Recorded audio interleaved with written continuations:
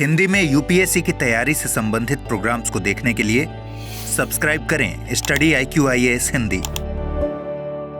नमस्कार, study IQ IAS Hindi में आप सभी लोगों का बहुत बहुत स्वागत है। मेरा नाम है विरत दुबे। दोस्तों, आज जिस विषय पर मैं चर्चा करने जा रहा हूं, ये बहुत सारे स्टूडेंट्स की प्रॉब्लम होगी और इस प्रॉब्लम को मैं आज बहुत ही सहज तरीके से सॉल्व करने का आपके लिए प्रयास करूंगा।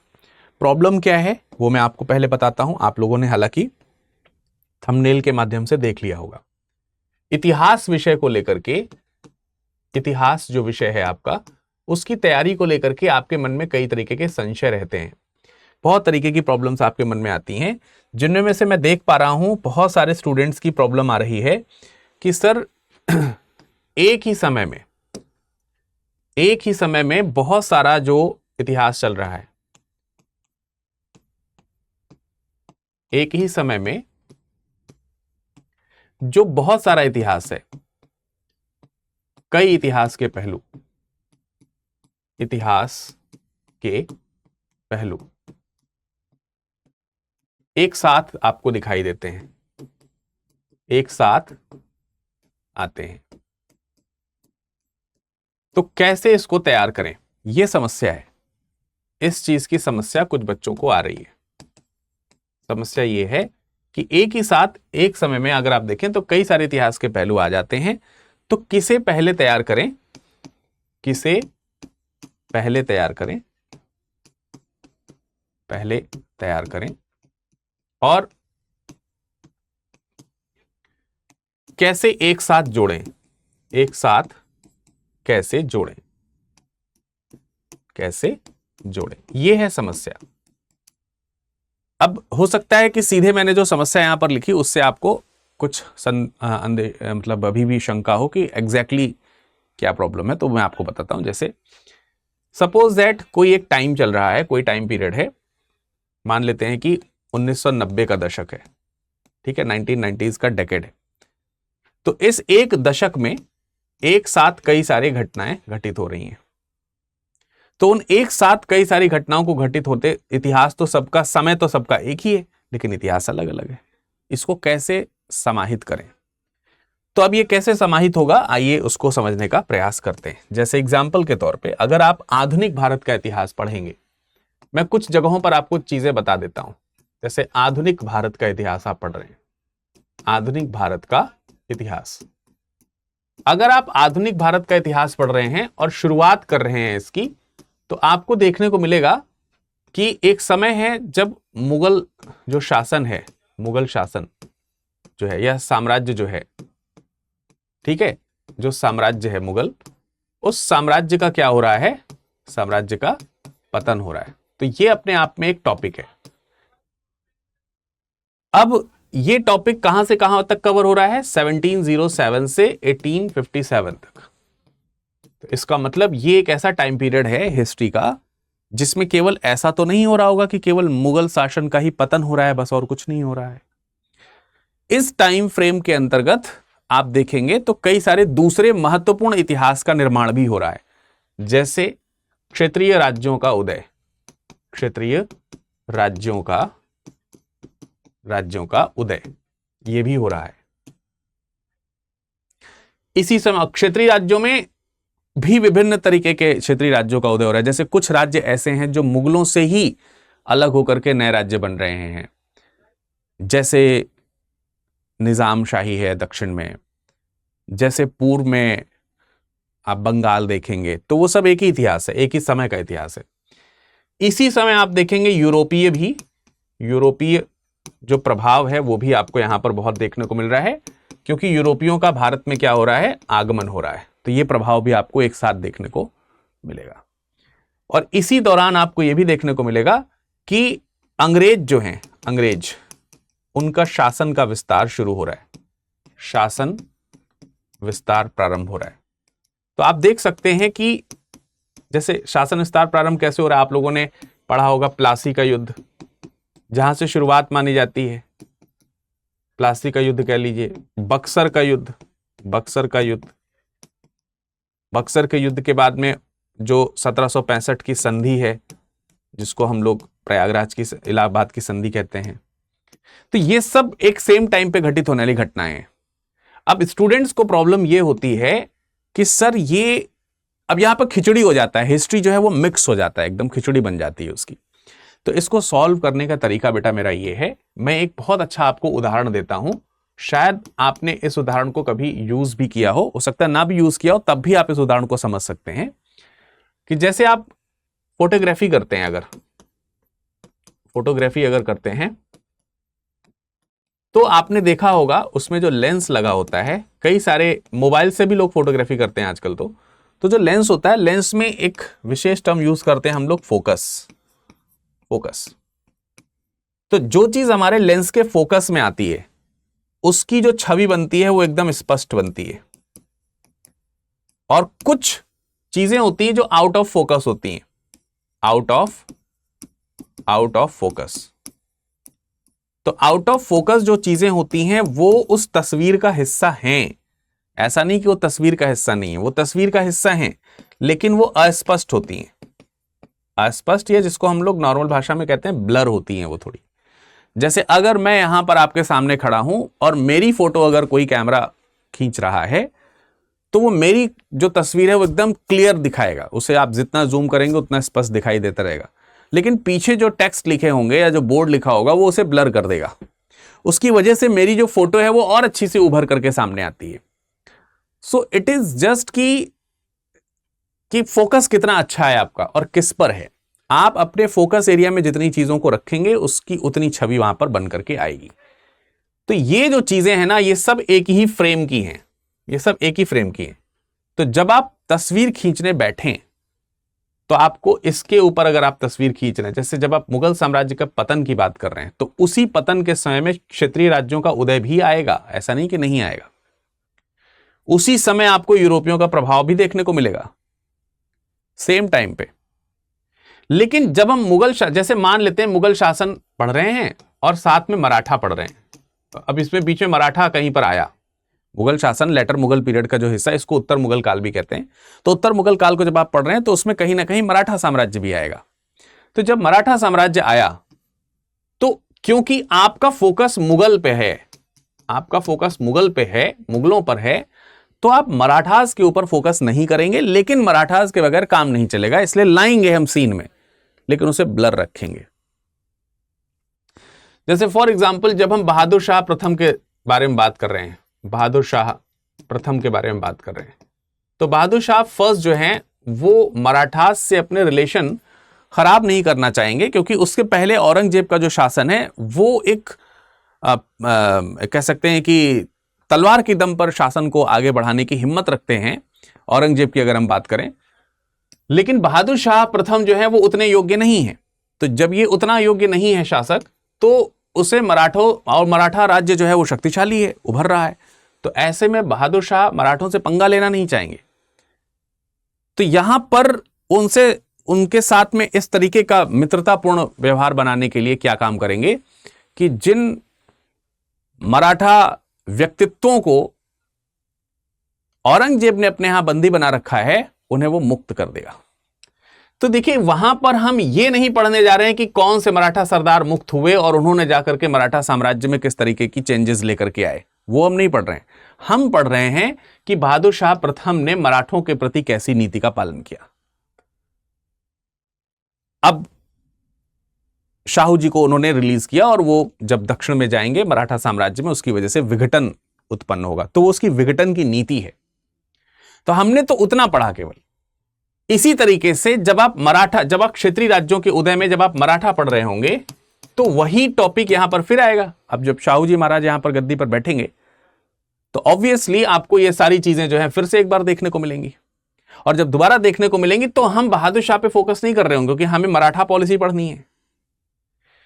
तो हमें अपने कैमरे के लेंस से फोकस को एडजस्ट करना है, यही एकमात्र उपाय है। अब क्या होगा कि आप एक टॉपिक कंप्लीट कर लेंगे, कुछ समय पश्चात आपका ये दूसरा टॉपिक कंप्लीट हो जाएगा, कुछ समय पश्चात तीसरा टॉपिक कंप्लीट हो जाएगा, कुछ समय पश्चात चौथा टॉपिक कंप्लीट हो जाएगा। जब आप चारों टॉपिक पढ़ लेंगे तो इसके बाद मेरा सुझाव है कि आप रिवीजन करें, और जब रिवीजन करें तब आप सारा इतिहास एक साथ पढ़ें, सारा इतिहास एक साथ ध्यान करें, ध्यान करें। तो जैसे जब मैं ये टॉपिक पढ़ाता हूं तो मैं क्या करता हूं, जब मैं बहादुर शाह प्रथम पढ़ाऊंगा तो उस समय इंडिकेट कर दूंगा कि भाई देखो ध्यान रखो, इस समय ये अंग्रेज का नाम मैं ले रहा हूं तो ये आगे भी काम आएगा, ये मराठा सरदार का नाम ले रहा हूं तो ये आगे भी काम आएगा। तो अब मैंने आपके दिमाग में डाल दी ये बात कि ये आगे काम आएंगे। इसका मतलब जब हम उनके बारे में पढ़ेंगे तो हम वहां याद दिला देंगे आपको। मैंने आपको बहादुर शाह के बारे के समय बताया था ना, इनके बारे में कहानी, ये वही है, अब इनको पढ़ो। तो देखो इतिहास यहां पर जुड़ गया। फिर जब आप रिवीजन करोगे तो आपके मन में ये चीज बनी रहेगी। तो इस तरीके से जहां पर एक ही समय के कई सारे इतिहास आते हैं उनको आपको जोड़ना पड़ता है। ऐसे ही एक उदाहरण आपका प्राचीन इतिहास में, इसी तरीके का बेटे एक उदाहरण जो है आपका प्राचीन इतिहास में आपको देखने को मिलेगा। जैसे कब है, जैसे एक समय है जब भारत पर सिकंदर का आक्रमण हो रहा है, सिकंदर का आक्रमण हो रहा है। तो भारत पर सिकंदर का आक्रमण भी उसी समय हो रहा है। उसी समय आप देखेंगे मगध जो है वो चरमोत्कर्ष पर है, चरमोत्कर्ष पर है। मगध का जो सम्राट है वो धनानंद। उसी समय आप देखेंगे तो मगध का साम्राज्य भी आपका चल ही रहा है।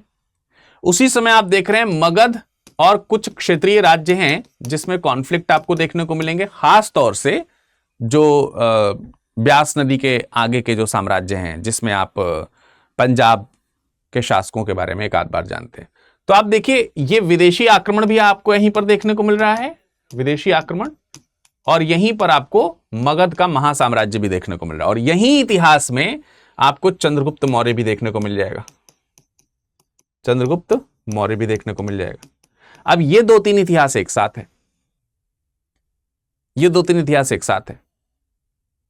चंद्रगुप्त मौर्य अपने गुरु जो चाणक्य हैं उनके साथ में ये इतिहास मर्ज करते हुए नजर आ रहा है। तो आपको ये इतिहास और ये इतिहास अलग अलग पढ़ना है, लेकिन जोड़ना एक साथ है। जब हम सिकंदर के बारे में पढ़ेंगे तो हमारा फोकस सिकंदर पर होगा, ठीक है। मगध के पोरस राज्य के साथ में, पुरु राज्य के बाद में साथ में क्या कंडीशंस थी, उनको जो है हम अलग से देख सकते हैं। सिकंदर के पुरु राज्य के साथ किस तरह से संबंध हुए उसको आप अलग देखें।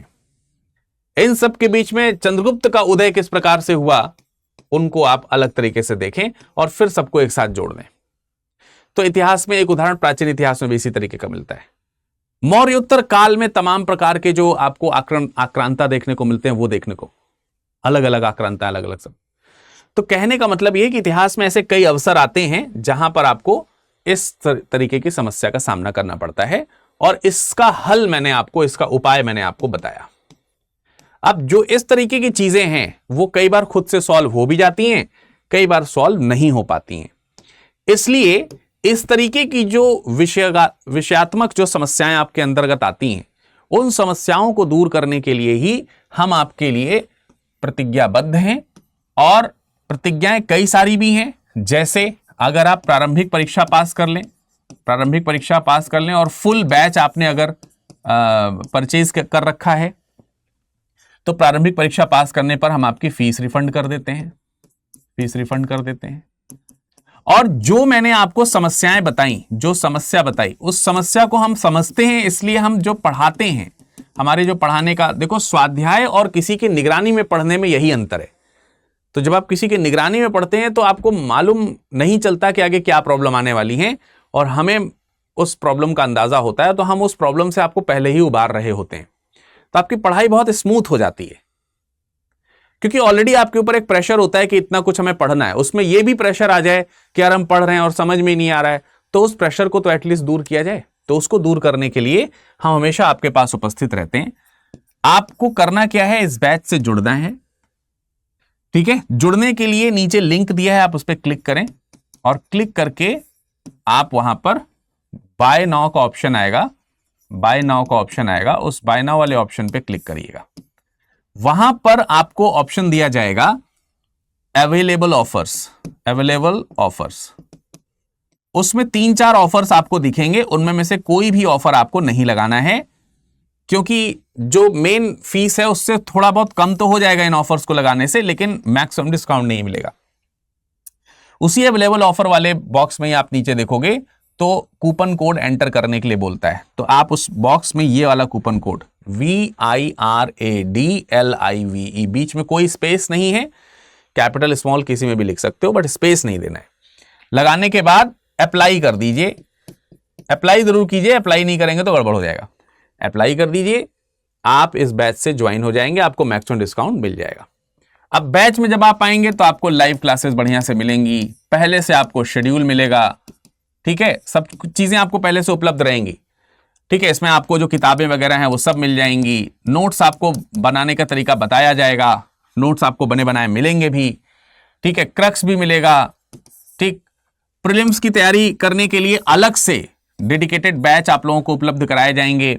कुछ लोग जो अच्छे से पढ़ाई कर रहे होंगे रिमेनिंग टाइम में, उनको हम लोग बहुत अच्छा परफॉर्मेंस अगर दे रहे हैं weekly class test, monthly class test में, तो उनको हम अलग से फ्री में यहाँ दिल्ली बुलाएंगे और यहाँ पर रहना खाना सब फ्री रहेगा, बढ़िया से करके उनको प्रीलिम्स के लिए रेजिडेंशियल प्रोग्राम देंगे फ्री में। प्री क्वालिफाई कर जाओगे तो आपकी फीस वापस कर दी जाएगी, और मुख्य परीक्षा की तैयारी जो है उसके लिए अलग से आपको मेंस रेजिडेंशियल प्रोग्राम जो है वो आपको दे दिया जाएगा, MRP प्रोग्राम वगैरह दे दिया जाएगा। तो ये सारी चीजें यहां पर उपलब्ध हैं, इसमें कोई दो राय नहीं है, ये सारी चीजें यहां पर उपलब्ध हैं। इसके अलावा आप मुख्य परीक्षा पास करते हो तो हम आपको इंटरव्यू के लिए इंटरव्यू गाइडेंस प्रोग्राम ये भी फ्री में आपको देंगे, जिसमें आपके डेफ यानी DAF डिटेल जो एप्लीकेशन आप एनालिसिस वाला जो फॉर्म होता है आपका, उसमें जो है अगर आप देखेंगे आपके जो भी डेफ बनेगा उसके आधार पर जितने भी क्वेश्चंस बन सकते हैं उन सारे क्वेश्चंस का आपको जो है प्रैक्टिस कराया जाएगा, और 2 मॉक टेस्ट आपको इसमें मिलेंगे। तो ये तमाम सारी जो सुविधाएं आप यहां ले रहे हो वो सब मिलेगा, और सबसे बड़ी सुविधा ये है कि अगर आप ये कोड लगा करके मेरे बैच को ज्वाइन करोगे तो आपको मेरी मेंटरशिप भी इसमें मिलेगी, आप मुझसे भी इस बैच के दौरान पूरी तरीके से जुड़े रह सकते हैं। अगस्त का बैच है, 31 अगस्त तक एंड ऑफ सीजन सेल चल रही है, तो आप समझिए कि इसके बाद जो है आपको ये डिस्काउंट नहीं मिलेगा। आप इस डिस्काउंट को प्राप्त कर सकते हैं 31 अगस्त तक। आज 30 तारीख हो चुकी है, मात्र 24,999 में आपको बैच उपलब्ध हो जाएगा, ठीक है, 2026 के लिए। इसी तरीके से 2027 और 2028 के लिए बैचेस उपलब्ध हैं। तो आप जाइएगा, आपको आराम से ईयर सेलेक्ट कर लो, किस ईयर के लिए आपको लेना है, ध्यान से बैच के ऊपर लिखा रहता है, तो आप जाकर के ध्यान से देख सकते हो। किसी को कोई समस्या है, कुछ पूछना है, एडमिशन में कुछ प्रॉब्लम आ रही है, या किसी ने कहा है कि हम इससे ज्यादा डिस्काउंट दिला देंगे, ये वाला कोड इस्तेमाल करो, तो आपको तुरंत क्या करना है, VIRAD.DUBEY@studiiq.com, इस पे आपको क्या कर देना है, हमें अपने मोबाइल नंबर के साथ मेल कर दीजिए, मैं तुरंत आपको कांटेक्ट कर लूंगा, या आप लिख भेजिए हमें VIRADLIVE, जो मेरा ये कोड है ना, इसी कोड के नाम से मेरा इंस्टाग्राम है। अगर आप इंस्टाग्राम चलाते हैं तो तुरंत इंस्टाग्राम पे मैसेज ड्रॉप कर दीजिए, मैं आपके मैसेज का रिप्लाई कर दूंगा, ठीक है। किसी भी तरीके की कोई समस्या नहीं आएगी। तो आई होप कि आपको अब इतिहास पढ़ने में कोई समस्या नहीं आएगी, और बैच में जुड़ जाओगे मेरे साथ तो फिर आपको वैसे भी इतिहास में कोई दिक्कत नहीं आने वाली है। Thank you. हिंदी में UPSC की तैयारी से संबंधित प्रोग्राम्स को देखने के लिए सब्सक्राइब करें स्टडी IQ IAS हिंदी।